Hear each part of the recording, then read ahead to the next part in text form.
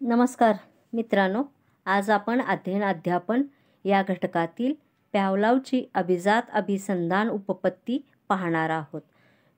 Even पॅव्लोव हे Russian शरीरशास्त्रज्ञ होते. ते वर्तनवादी मानसशास्त्रज्ञही होते.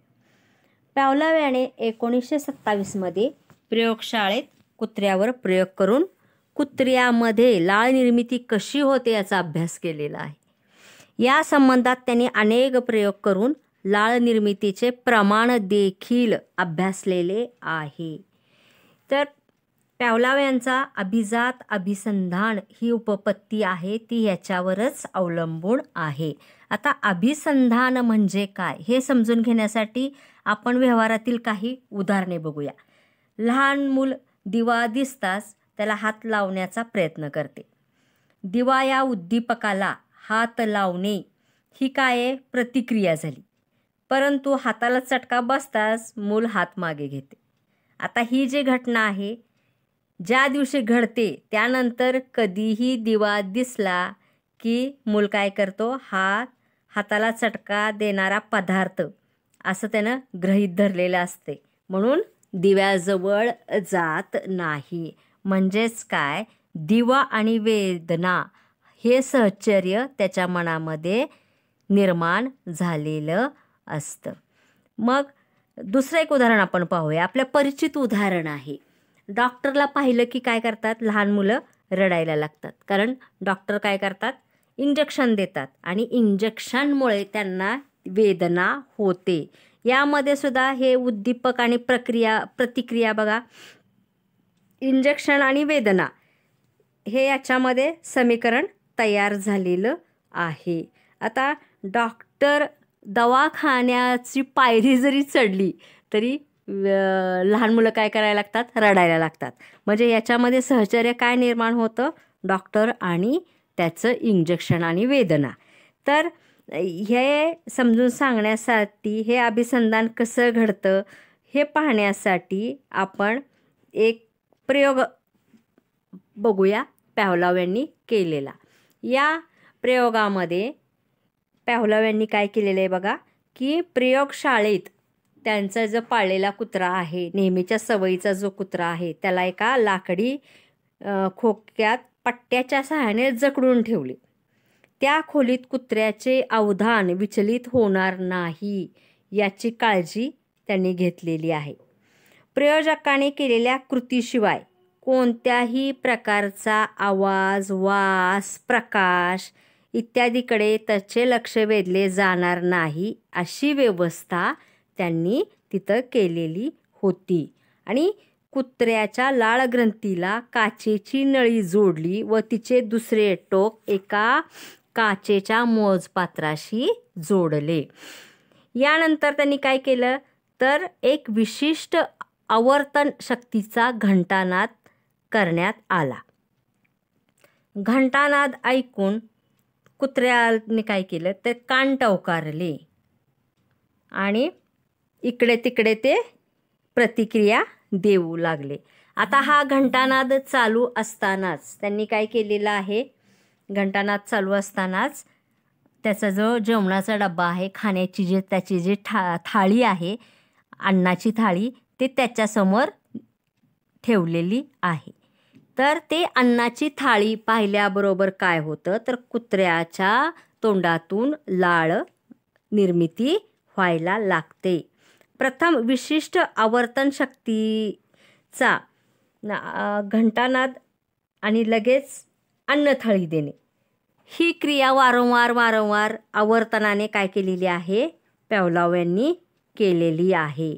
असा प्रयोग वारंवार करण्यात आला आणि बऱ्याच आवर्तनानंतर, बऱ्याच हे रिपिटेशन नंतर त्यांच्या लक्षात आले की घंटानाद होताच कुत्र्याच्या तोंडातून लाळ निर्मिती व्हायला लागलेली आहे. तर हा जो प्रयोग आहे, या प्रयोगामध्ये आपणाला असं दिसतं की अभिसंधानापूर्वी काय क्रिया केली त्यांनी बघा, की कुत्र्याच्या समोर अन्नही ठेवलं आणि घंटानादही केला. आता अन्न हे काय आहे, तर नैसर्गिक उद्दीपक आहे आणि त्यामुळं काय होते तर लाळ निर्मिती होते. त्या आकृतीमध्ये बघा तुम्हाला स्पष्ट दिसत आहे की अन्नाची थाळी आहे आणि कुत्र्याची लाळ टपकलेली तुम्हाला दिसते. दुसरं चित्रात बघा कसं दिसतंय की घंटानाद सुरू आहे, पण कुत्र्याच्या तोंडातून लाळ निर्मिती होत नाही, कारण हे कंडिशनिंग त्यांनी वारंवार घडत असताना केलेलं आहे. पण काय होतं बघा, अभिसंधानामध्ये नैसर्गिक उद्दीपक अन्न आणि अनैसर्गिक उद्दीपक घंटानाद दोन्ही एका वेळेस चालू असल्यामुळं काय झालेलं आहे तर लाळ निर्मिती ही घडलेली आहे. पण नेमकी अन्नामुळं घडली की घंटानादामुळं घडली हे अजून आपल्याला स्पष्ट झालेलं नाही आहे. म्हणजे अन्न पाहिल्यावर आता आपलं पण साधं भूक लागली, आपल्या तोंडामध्ये लाळ ग्रंथी काय करते, लाळ स्रवायला सुरुवात करते. चिंच पाहिली की तोंडात आपल्या पाणी सुटतं, आंबा कैरी पाहिली की आपल्या तोंडात पाणी सुटतं. म्हणजेच हे उद्दीपक आहे, नैसर्गिक उद्दीपक आहे आणि लाळ निर्मिती होणं त्याची प्रतिक्रिया आहे. तर तसंच हे कुत्र्याच्या बाबतीत सुद्धा घडलेलं आहे की अन्न आणि त्याच्यासोबत घंटानाद हे दोन्ही केल्यामुळं काय झाले, अन्न अभिसंधानामध्ये घडून आलेलं त्यांना दिसून आलेलं आहे. आता आफ्टर कंडिशनिंग अभिसंधानानंतर पहा की अन्न न देता फक्त घंटानाद सुरू ठेवला तरीसुद्धा काय झाले, कुत्र्याच्या तोंडातून लाळ निर्मिती झालेली दिसून यायला लागलेली आहे. म्हणजेच नैसर्गिक उद्दीपक न वापरता अनैसर्गिक उद्दीपक जो आहे घंटानाद याला सुद्धा त्याने प्रतिक्रिया द्यायला सुरुवात केलेली आहे. म्हणजेच यावरून असं दिसून येतं की जर वेळेसच नैसर्गिक उद्दीपक असावं असं नाही, तर अनैसर्गिक उद्दीपकाला सुद्धा काय केला जातो, प्रतिसाद प्रतिक्रिया ह्या दिल्या जातात. तर शाळेचं पण एक उदाहरण बघा की तुम्ही, आपल्याला बेल जी लंच ब्रेकची बेल वाजवली जाते, अगोदर पहिल्यांदा शाळेत आलेल्या विद्यार्थ्यांच्या हे लक्षात येत नाही, पण नंतर वर्गामध्ये सांगितलेलं असतं की ह्या वेळेला बेल होणार आहे आणि मग लंचचा टाईम होणार आहे. त्याच वेळेस तुम्ही काय करायचं आहे, तुमचा टिफिन घेऊन तुम्ही तो बाहेर तुम्हाला ज्या ठिकाणी जेवायला प्लेस दिलेला आहे तिथं जाऊन जेवायचं आहे. तर ही जी आहे घंटानाद आपली बेल आहे हे अनैसर्गिक उद्दीपक आहे.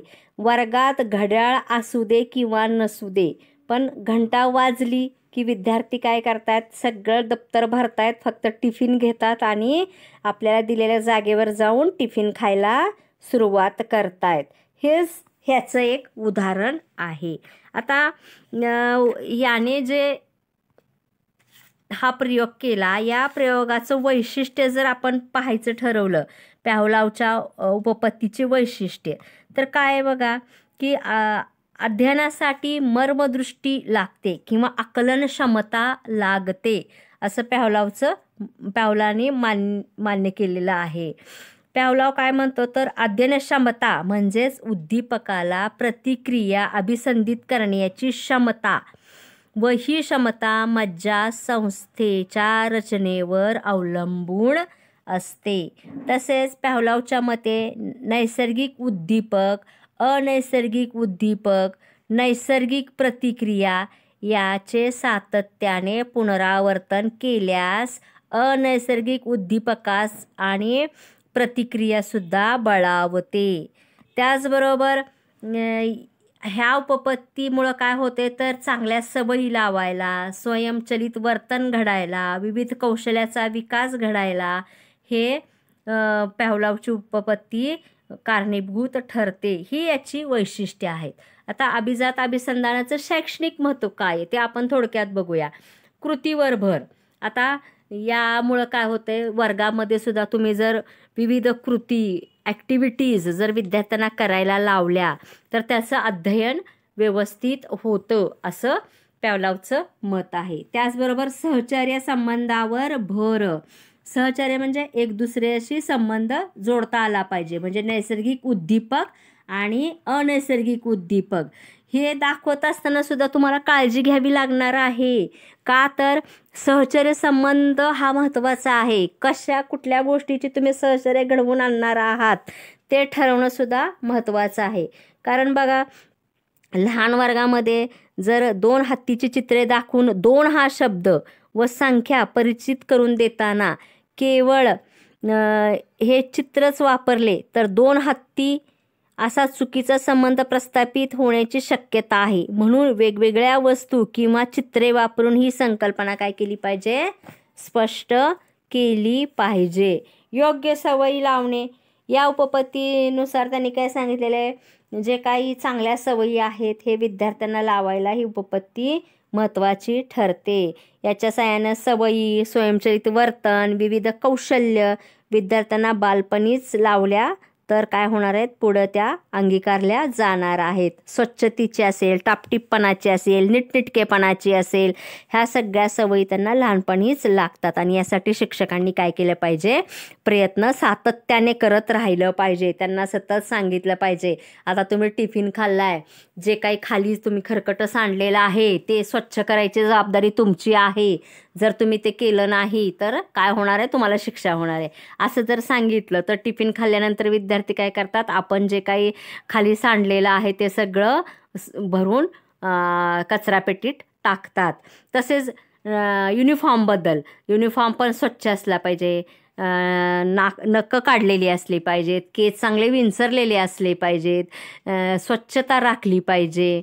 ह्या सगळ्या गोष्टी ज्या आहेत लहानपणापासूनच आपण जर विद्यार्थ्यांकडून वारंवार करून घेतल्या किंवा पाहणी निरीक्षण जर करत राहिलं तर विद्यार्थ्यांना ती सवय लागते आणि ते टापटीप नीटनेटके राहण्यास आपल्याला मदत होते आणि त्यांना पण ती सवय लागते.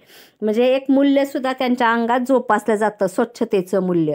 यानंतर बघा काय केलं आहे तर आवर्तन म्हणजे एखादी गोष्ट जी आहे ती वारंवार केल्यामुळं काय होतं तर विद्यार्थ्यांच्या ते चांगलं लक्षात राहतं. एखादा शब्द, त्याचा अर्थ यामध्ये विशिष्ट संबंध प्रस्थापित केल्यानंतर त्याची वारंवार जर उजळणी केली तर ते विद्यार्थ्यांच्या लक्षात राहायला सोपं पडतं.